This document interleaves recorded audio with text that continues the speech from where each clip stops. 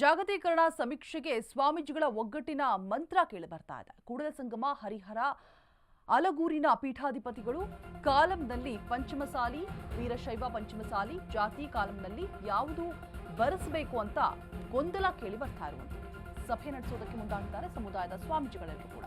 September 28ರಿಂದ October 7ರವರೆಗೂ ಕೂಡ ಸಮೀಕ್ಷೆ ನಡೆಯುತ್ತೆ. ಭಕ್ತರು ಮತ್ತೆ ಜನರ ನಡುವಿನ ಗೊಂದಲದ ಬಗೆಹರಿಸುತ್ತೇವೆ ಅಂತ ಹೇಳಿಬಿಟ್ಟು ಹರಿಹರ ಪೀಠಾಧಿಪತಿ ವಚನಾನಂದ ಸ್ವಾಮೀಜಿ ಹೇಳಿಕೆಯನ್ನ ಕೊಟ್ಟಿರುವಂಥದ್ದು.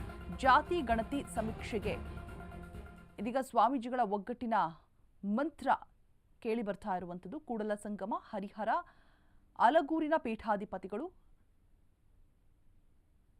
ನಮ್ಮ ಇಡೀ ವೀರಶೈವ ಪಂಚಮಸಾಲಿ 1367 ಇದ್ರ 2ರಲ್ಲೇ ನಾವು ಬರ್ಸ್ಬೇಕು. ಏನ ಬರ್ಸೋದು ಎಲ್ಲವೂ ಡಿಜಿಟಲ್ ಆಗ್ತಾ ಇರೋದ್ರಿಂದ ಅದ್ರಲ್ಲಿ ಏನ್ ಬರ್ಸಬೇಕು ಅಂತ ಹೇಳಿ ಎಲ್ಲರ ಅಭಿಪ್ರಾಯನ ಸಂಗ್ರಹ ಮಾಡ್ತಾ ಇದೀವಿ. ಎಲ್ಲ ಟ್ರಸ್ಟಿಗಳ ಸಂಘದ ಹಿರಿಯರೆಲ್ಲ ಸೇರ್ಕೊಂಡು ಆಮೇಲೆ ಕೊನೆಗೆ ನಮ್ಮ ಎಲ್ಲಾ ಸ್ವಾಮೀಜಿಯವರು, ಎಲ್ಲಾ ಪೀಠದ ಸ್ವಾಮೀಜಿಯವರು ಬೆಂಗಳೂರಿನಲ್ಲಿ ಅಂದ್ರೆ ಎಲ್ಲಾ ಪೀಠದಲ್ಲಿ ಪಂಚಮಸಾಲಿ ಪೀಠದವರು ಬೆಂಗಳೂರಲ್ಲಿ ಒಂದು ಸಭೆಯನ್ನ ಮಾಡಿ ಅಲ್ಲಿ ನಿರ್ಣಯವನ್ನು ಮಾಡಿ ಆ ನಿರ್ಣಯವನ್ನು ನಮ್ಮ ಇಡೀ ರಾಜ್ಯದಲ್ಲಿ ಎಲ್ಲಾ ಮಾಧ್ಯಮದ ಮೂಲಕ ಮತ್ತು ಸಾಮಾಜಿಕ ಜಾಲತಾಣದ ಮೂಲಕ ನಾವೆಲ್ಲವನ್ನು ಕಳಿಸ್ತೀವಿ. ಅದೇ ರೀತಿ ಈ ಭಾಗದಲ್ಲಿರುವಂತಹ ಎಲ್ಲರೂ ತಾಲೂಕು ಘಟಕ ಇರ್ಬೋದು, ಗ್ರಾಮ ಘಟಕ ಇರ್ಬೋದು, ಮಹಿಳಾ ಘಟಕ ಇರ್ಬೋದು, ಯುವ ಘಟಕ ಇರ್ಬೋದು, ಹರಸೇನೆ ಇರ್ಬೋದು, ಎಲ್ಲಾ ಪಂಚಮಸಾಲಿಯ